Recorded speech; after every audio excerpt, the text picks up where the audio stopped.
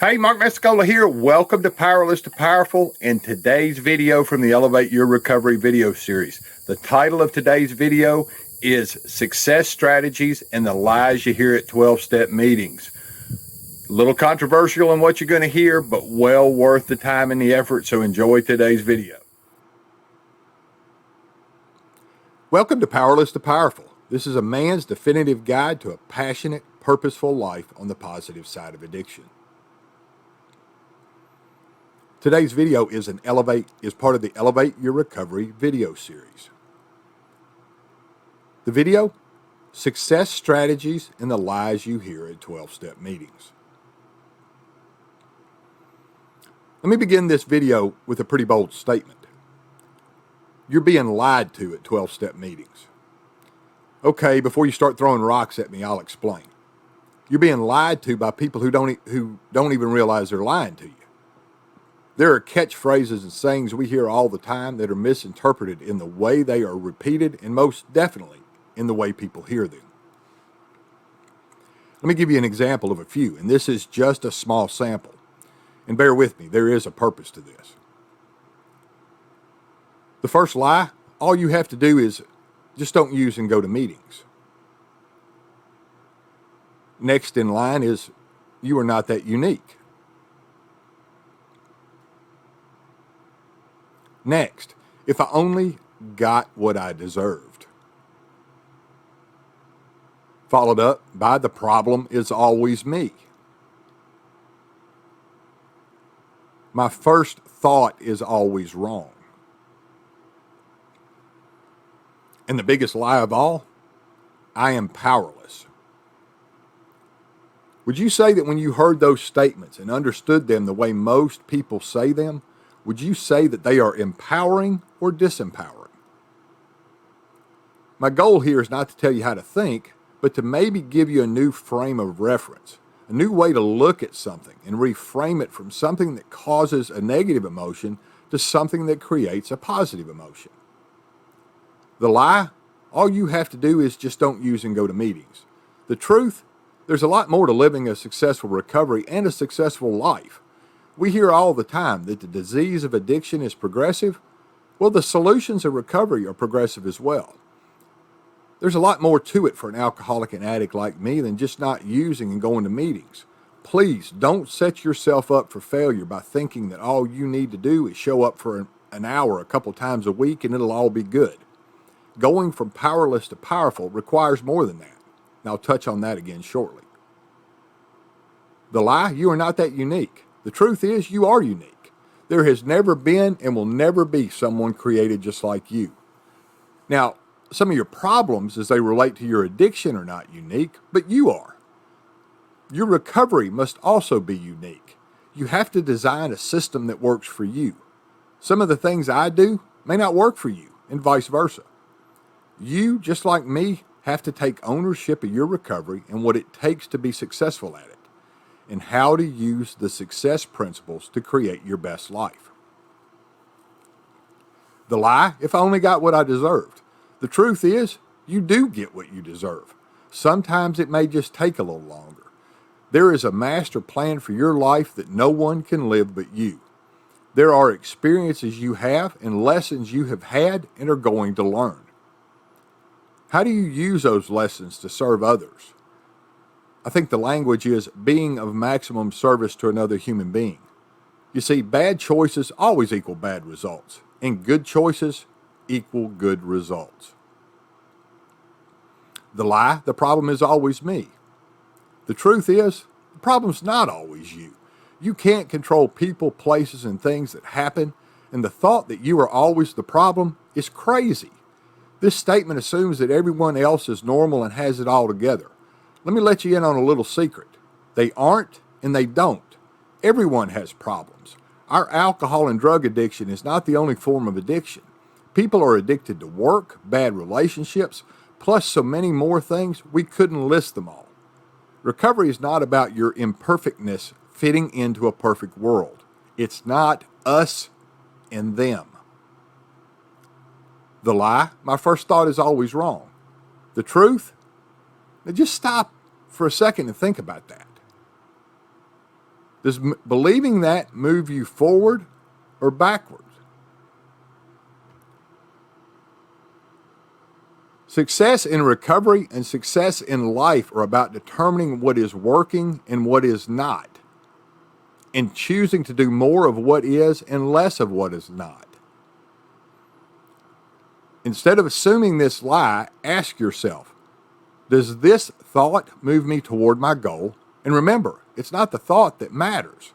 We all have crazy thoughts, right? What matters is the accompanying action. You see, positive thoughts equal positive actions, equal positive results, equal more positive thoughts, equal more positive actions, equal, you can see where I'm going with this, right?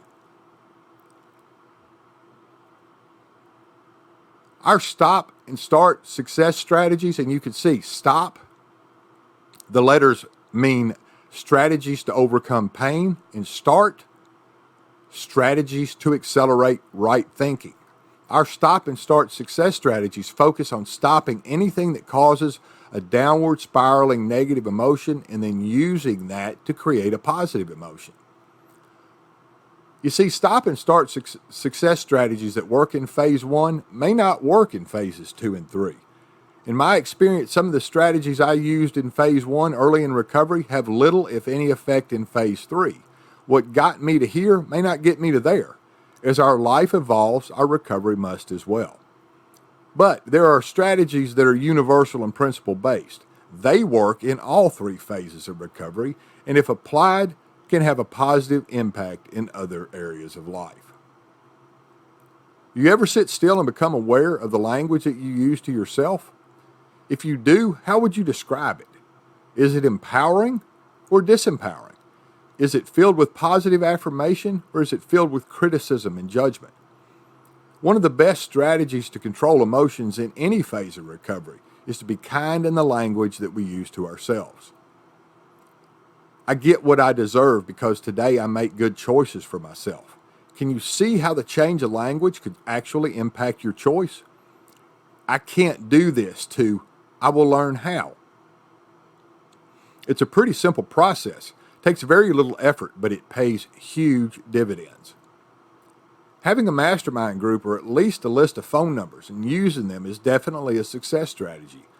How many times has someone made you feel better about yourself and your direction in life through a simple conversation? Here's a hint, have more of those conversations. How many times has someone made you feel worse? Hint, hint, have fewer of those conversations. Keep it simple. That's another success strategy. Going to a 12-step or other type of meeting is a must in phase 1. I hear so many people early in recovery say, I don't like the meetings. Well, here's something to know. You only have to dislike the meetings a little bit less than your addiction for it to have a positive effect. Phase 1 recovery is filled with choices and actions we must make. We may not feel good about the choice, but we can feel good about the result. I didn't like that meeting, but I am clean and sober today anyway, is a powerful statement. Now, this is where it can get a little bit tricky. The message of just don't use and go to meetings doesn't always apply in phase 2 and 3. Now, I'm not advocating the idea of not going to meetings. I'm saying that there may be times when going to fewer meetings to be with your kids or spend some time with your spouse or loved ones is more important than going to a meeting. I still go to meetings, but my purpose today is different than it was over 2 decades ago. At this place in my recovery, if I'm still going to meetings because of a desire to use again, I've missed something along the way. I'm still convinced that the greatest level of service I can be to someone suffering from an addiction is to be someone who no longer suffers. It is my experience that it's easier to stay clean and sober than it is to get clean and sober, and that keeps my emotions in check and my choices in line. Sometimes the most profound things in life are the simplest, right? How about proper hydration and nutrition as a success strategy? If you mistake coffee for hydration and fast food for proper nutrition, you'll have a tough time staying sane and healthy. I can't tell you how many meetings I've been to and listened to a guy talk about how crazy he feels. Before he came to the meeting, he ate fast food, had 3 smokes in the parking lot, was on his 3rd cup of coffee. All of this in the past 15 minutes. Taking care of ourselves physically is a must. Drinking plenty of water and having a nutrition plan with foods that nourish us is also a must. Having positive recovery relationships is another strategy to accelerate right thinking. What do I mean by positive recovery relationships? Surround yourself with people who support your recovery. Make sure you are part of a home group or other accountability group who will help you have higher expectations of yourself than you're willing to have. Hang out with people who embrace recovery, not just those fighting the addiction. Stay solution focused and be around others who are also. Compassion for and from others is important, but we all require someone or a group of someones who are willing to tell us the truth, even when not doing so would be easier. One last strategy I have used and still use today is a habit of keeping a journal. I have designed a recovery journal that's available in the back of any of our publications, websites, or social sites. We use it in all our coaching and event programs. Now, my journal entries have evolved over the years. I seem to spend a lot less time writing about things I complain about and a lot more things for which I am grateful. I can promise recording your thoughts by putting pen to paper, creating positive affirmations, writing prayers and gratitude lists, and recording successes is a surefire way to a quick attitude adjustment. There are so many other things I could list, but the bottom line is this. This is your recovery. Whatever phase of it you are in, take ownership of it in your choices. Develop strategies that work to halt the downward spiral of negative emotions and find things that make you feel good about your recovery. Positive emotions plus incremental actions always equals success. You thought I was going to forget the biggest lie of all. The biggest lie of all, and here it is. You are powerless. The truth is, you are only powerless when you are thinking and acting at the mercy of your addiction. When we choose to think and act and be powerful in our recovery, we can learn to be powerful in all areas of life.